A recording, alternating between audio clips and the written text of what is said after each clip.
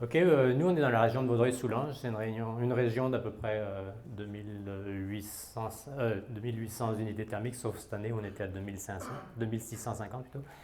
On est en bio depuis 24 ans, puis les cultures des couvertures ou les engrais verts, c'était pour nous un passage obligé. Les types de sols, argile lourde, on a des argiles qui vont jusqu'à 68% d'argile avec 25% de limon. Et on a aussi des endroits où on a 60% de sable avec 20% d'argile. Donc on a à peu près toutes sortes de sols. On a 600 hectares aussi, on ne laboure pas. On était sur Bion avant de faire du bio. Donc on a continué d'utiliser cette technique-là. Donc c'est du travail minimum de sol.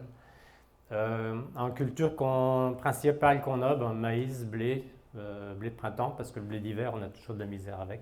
Souvent ça gèle. Et puis sur 5 années, on en ramasse 2 ou 3 années. Soya et tournesol.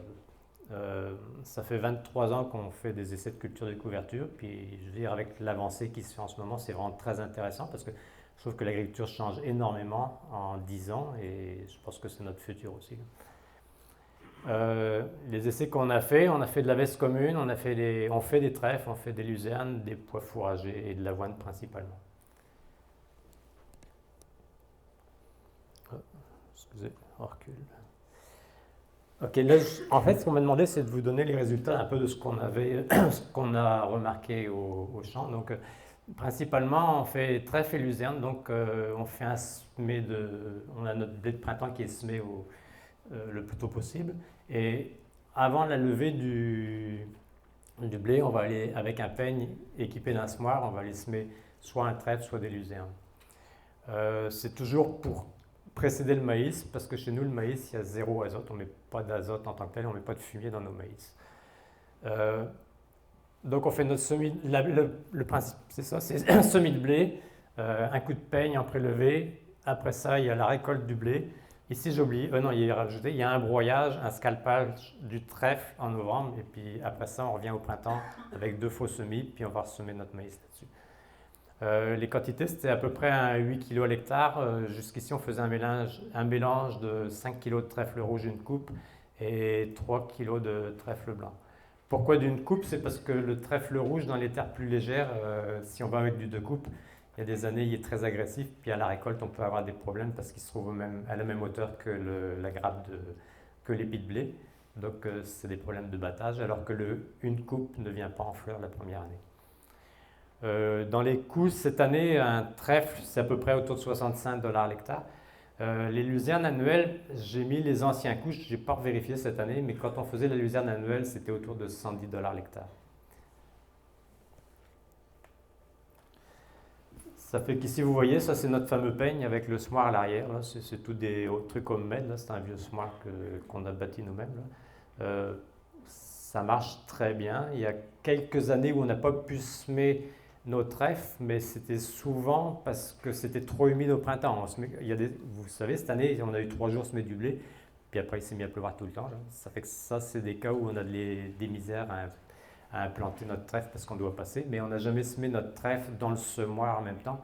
Pour une bonne raison, c'est qu'on n'est pas équipé pour ça. Puis qu'on pense aussi que le petit coup de peigne, s'il y a quelques herbes à poux qui commencent à germer, on va aussi les contrôler. Je parlais du scalper pour détruire nos trèfles. Le scalper, en fait, c'est une patte d'oie qui va passer. On travaille, ça c'est à l'automne, donc le trèfle, on parlait au mois de novembre, on va avoir un trèfle où on va passer juste cet appareil-là qui va couper à peu près à 2-3 pouces de profondeur. Et puis on va juste laisser ça comme ça pour l'automne. Au printemps, ce qui arrive, dans les terres légères, je dirais qu'on a un contrôle d'à peu près 80-85%. Dans les argiles, c'est quasiment 100%. Après, avec 2 faux semis, on est capable de contrôler le reste et puis d'être capable de semer notre maïs. Ici, c'est un petit vidéo, je ne sais pas quand il va démarrer. C'est notre fameux scalper. Ça fait que vous voyez, il y a un disque à l'avant, il y a une patte derrière. Les disques, c'est obligatoire pour pas que ça bourre. Ça, c'est du trèfle. Il y avait déjà gelé le trèfle, il avait commencé à ralentir. Et puis ça, vous voyez le travail que ça fait. Donc, c'est pas très exigeant en énergie. Puis derrière, il y a une espèce de rouleau avec des pics qui mélange un petit peu plus la terre. C'est ça qui sert à tenir le niveau aussi, la profondeur de travail dans la machine. Donc ça fait pas un retournement complet de la terre, il reste quand même beaucoup de biomasse au-dessus. On n'a pas beaucoup d'érosion dans ces champs-là aussi, c'est quand même assez stable. Et puis normalement la profondeur, on essaye, comme je dis, dans 2-3 pouces maximum. Si on veut aller moins creux, c'est beaucoup plus compliqué. Parce que dès qu'il y a un petit trou dans le sol, ben, le trèfle n'est pas scalpé, puis il va y repousser beaucoup plus facilement.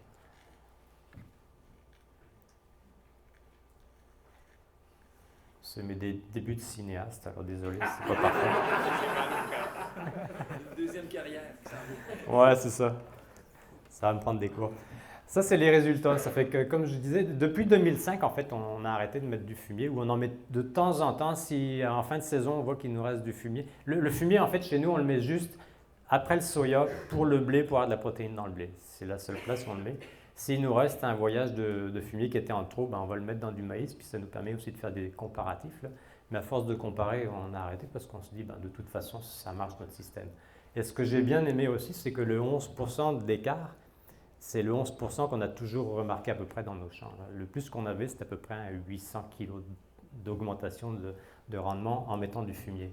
Donc, du maïs bio, ça vaut quand même peut-être le coup parce que le maïs se vend cher, mais si le maïs était à 200 $ la tonne, ça ne vaudrait pas le coup de mettre du fumier pour cette augmentation-là. Donc là, vous voyez, au début, on essayait avec des luzernes. On essayait avec des luzernes annuelles, et puis si vous regardez les 3 premières lignes, donc 2005, 2006, 2007, blé, luzerne, les rendements étaient toujours plus hauts. Ça fait que ça me chicotait un peu. Après, on est parti sur des trèfles, blé trèfle, puis les rendements baissaient. Donc là, je me suis dit, c'est bizarre, la luzerne était peut-être meilleure. Mais dans les premières années, j'avais aussi fait des comparatifs côte à côte, luzerne et trèfle. Puis c'était toujours le trèfle qui gagnait. Ça fait que, est-ce que, d'après moi, ça c'était lié aux années plutôt qu'aux conditions climatiques, plus qu'autre chose. Ça fait qu'après, j'ai repris ces fameux essais-là en blé trèfle et blé luzerne côte à côte pour reconfirmer qu'en fait, le trèfle était supérieur à la luzerne. Je vais juste ouvrir une petite parenthèse aussi quand vous parliez de pois fourragers. Si on peut comparer aux cultures conventionnelles, moi je dirais que des pois fourragers, c'est du nitrate, alors que le trèfle, ce serait plutôt comparable à de l'urée. Parce que le trèfle, au printemps, il prend plus de temps, en tout cas dans ce qu'on peut remarquer. Le trèfle a l'air de se décomposer moins vite au printemps. Déjà, on le coupe, il est plus avancé, et il prend plus de temps à libérer son azote. C'est tout des rendements en bio, là, puis c'est toujours des rendements plein champ. C'est pas juste des bandes de 6 mètres par 100 mètres, c'est des hectares complets. Ça fait que c'est ça, comme je vous disais. Alors, si on regarde, là, c'est des essais avec les. J'avais fait les biomasses aussi dans ces champs-là. Grosso modo, on peut prendre les moyennes qui sont les lignes du bas, là. La moyenne luzerne fumier, c'était 8 tonnes 6. On avait la luzerne sans fumier, 8 tonnes. Après, trèfle fumier, 8 tonnes 45 et trèfle sans fumier, 8 tonnes 3. Donc vous voyez, ça se tient tous à peu près pareil, là. Mais je ne suis pas prêt à dire que ma luzerne est mieux que mon trèfle. Et la luzerne est plus chère aussi à acheter que la luzerne annuelle, c'est beaucoup plus cher à acheter. Pourquoi on prenait de la luzerne annuelle? C'est que l'avantage, c'est qu'au printemps, elle est morte. Elle est complètement détruite. Alors que le trèfle, au printemps, il peut repousser. Et ça, c'est plus un problème au niveau de la destruction. Si on voulait aller sur un travail minimum, mettons un semis direct, on serait presque mieux que des luzernes parce qu'au moins au printemps, elle va toute être morte, là. Mais sinon, le trèfle est moins cher et il fait la job aussi. On a un problème aussi, ça je ne vous le cacherai pas, c'est que quand on diminue le travail du sol en biologique, le problème c'est les vivaces. Donc nous, un des gros problèmes qu'on a, c'est le chardon. Les laitrons, beaucoup moins, mais principalement les chardons. Et c'est de trouver des techniques pour arriver à contrôler ces chardons-là. Si on n'avait pas ce problème-là, probablement qu'il y en aurait un autre qui apparaîtrait. Mais celui-là, c'est notre problème principal pour l'instant, c'est notre point d'interrogation.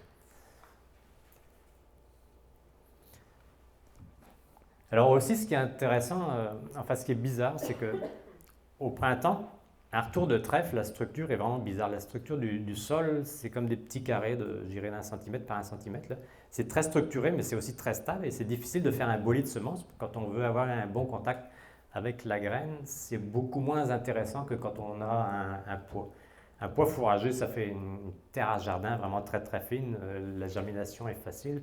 Les mauvaises herbes germent plus facilement aussi parce que le contact sol-graine est plus facile. Alors que dans nos trèfles, on a plus une structure un peu granulée, donc les mauvaises herbes germent un petit peu moins égales Et est-ce que c'est un problème? On vit avec, mais c'est juste une constatation quand même que je voulais vous mettre. Les trèfles de coupe, je vous en ai déjà parlé. Un trèfle de coupe, le problème c'est qu'il y a il y a 2 années où on a eu des trèfles de coupe qui ont poussé très vite. On était même équipé avec une endaineuse pour faucher le blé. On s'est équipé à cause de ça. Parce qu'on avait du trèfle qui était haut comme ça, aussi haut que le blé, puis on avait beaucoup de misère. Les batteuses, c'est pas toutes des ensileuses.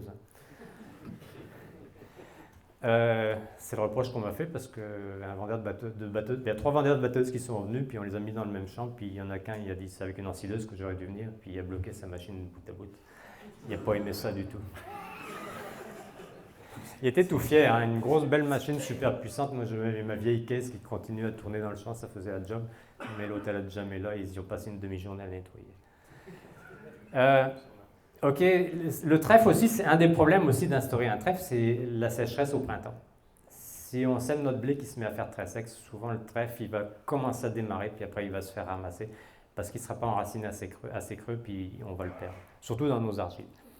Ça fait que quand ça ne marche pas, ce qu'on fait, c'est qu'on fait un semis de pois. Mettons, si on a un trèfle qui est très erratique, on va semer des pois fourragés directement là-dedans avec un semoir conventionnel, c'est même pas un semoir à semis direct. Là. Et ça marche quand même assez bien aussi. Ça fait que ça, c'est notre plan B, c'est les pois fourragés, justement. Je pense que ces pois fourragés, tout le monde connaît ça maintenant depuis quelques années. Si le trèfle est absent ou si on l'a raté ou si on veut changer un peu nos rotations puis qu'on n'avait pas mis de trèfle, ben, c'est vraiment le plan qu'on peut utiliser.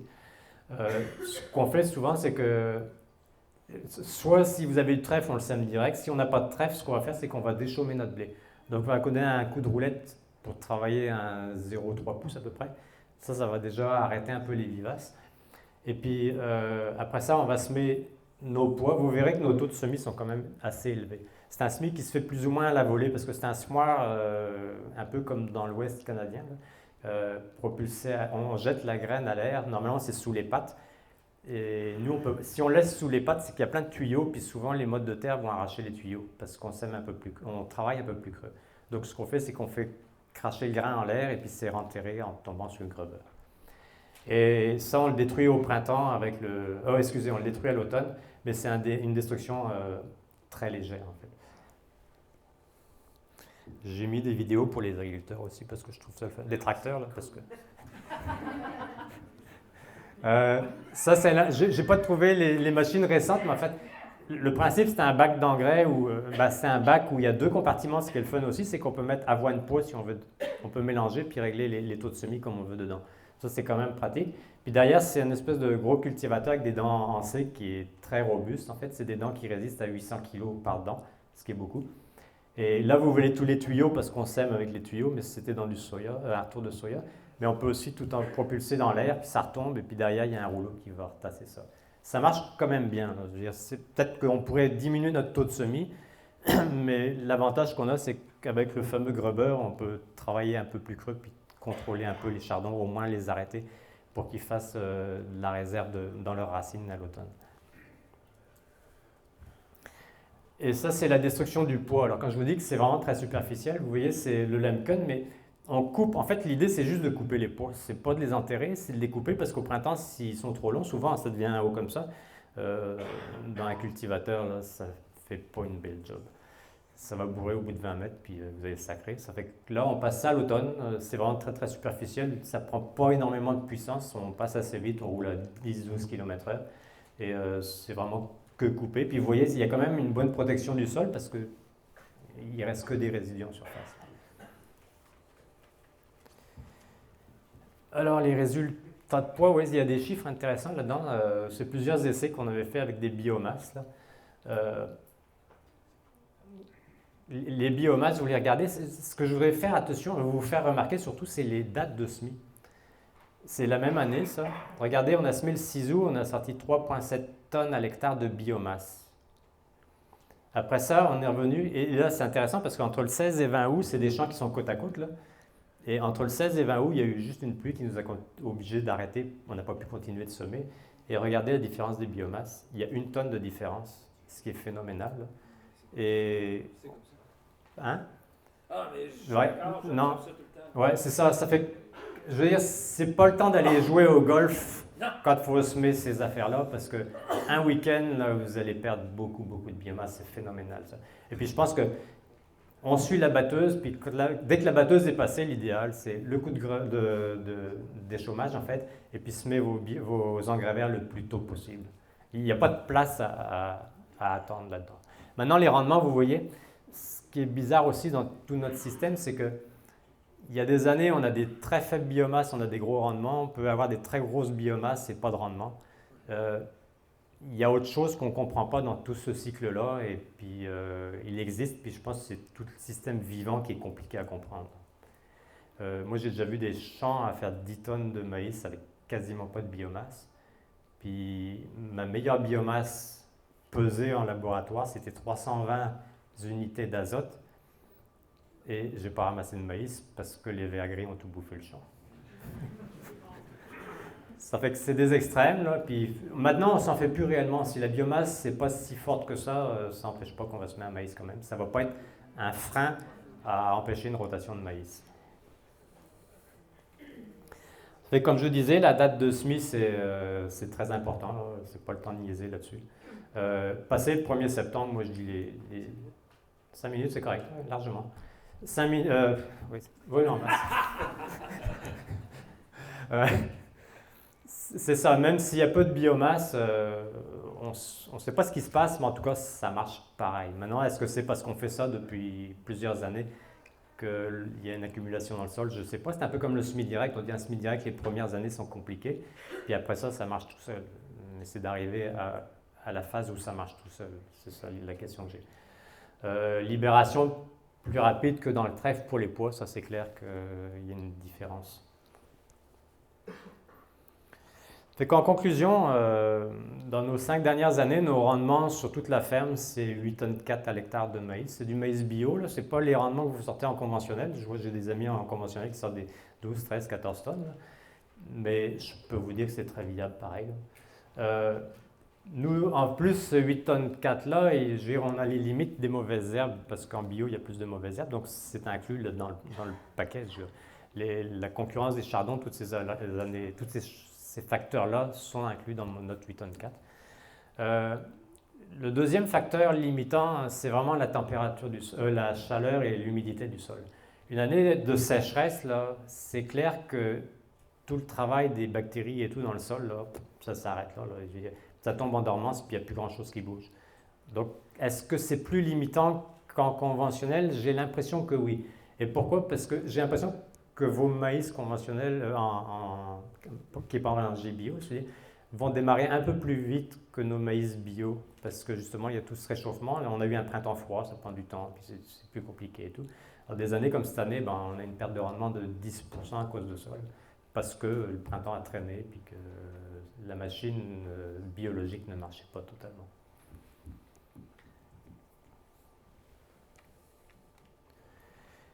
Ça fait que j'ai voulu vous mettre aussi un petit, si on considère le côté énergétique de l'azote.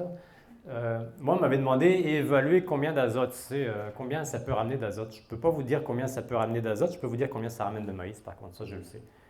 Maintenant, si vous êtes capable de me dire combien ça prend d'azote pour faire du maïs, je pense que d'une année à l'autre, ça change tellement que personne ne le sait réellement. Donc en fait, l'idée, c'est de partir avec, au début, un engrais vert, puis d'arriver à regarder les rendements que vous avez, puis c'est ça votre réponse. J'ai assumé quand même, quand on faisait du conventionnel il y a 24 ans maintenant, on mettait à peu près ça, 150 unités d'azote.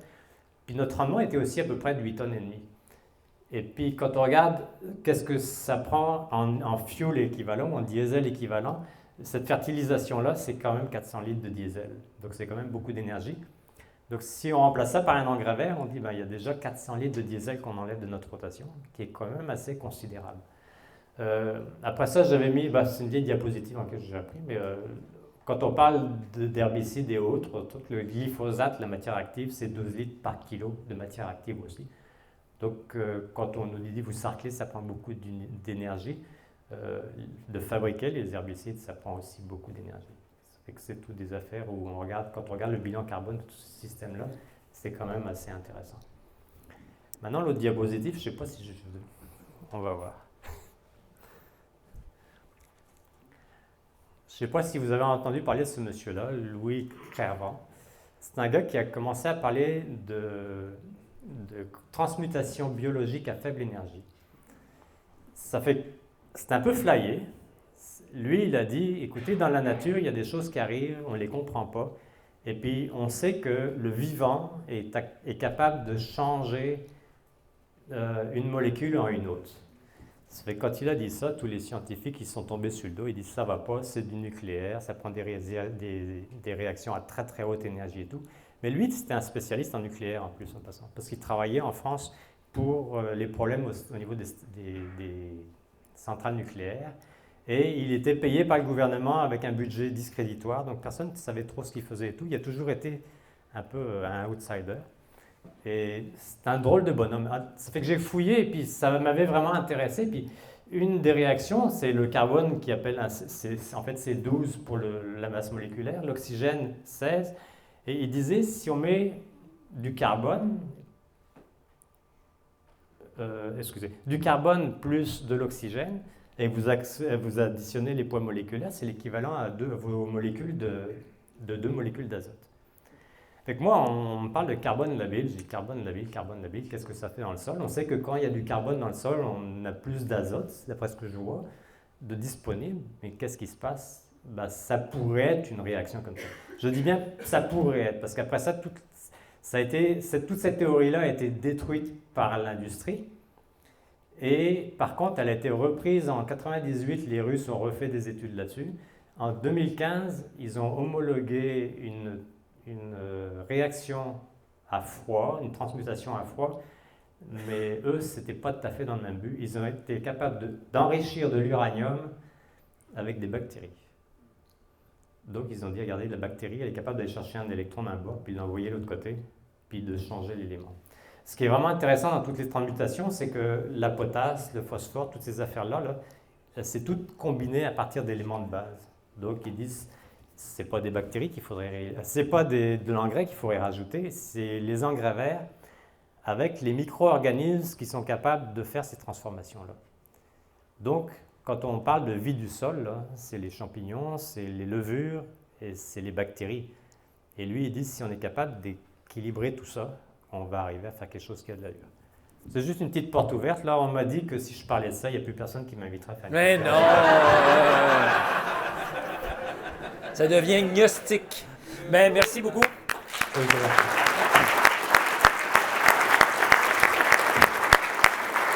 va attendre un petit minute. J'ai une question. Puis Geneviève, c'est toi. C'est comme un 2 dans 2. Dans le fond, avec le mélange trèfle rouge, une coupe et UIA, est-ce que c'est où est-ce qu'elle est le plus haut, le trèfle, pareil, dans des années quand même humides? Est-ce que vous avez quand même eu du 12-13 pouces de hauteur de trèfle ou ça s'est toujours maintenu bas avec ce mélange-là? OK, on me demande la hauteur du trèfle quand on met un trèfle une coupe et du trèfle blanc une coupe et puis le trèfle blanc et le trèfle rouge une coupe. Ça n'a jamais réellement nui au battage. C'est la seule réponse que je pouvais. Ça vient à peu près à un pied maximum, peut-être 16 pouces, mais en général, on est capable de battre.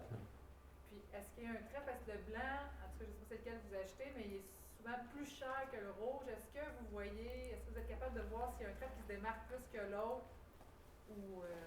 Il y a des années, on a plus de blanc, il y a des années, on a plus de rouge, puis ça, c'est vraiment lié au climat.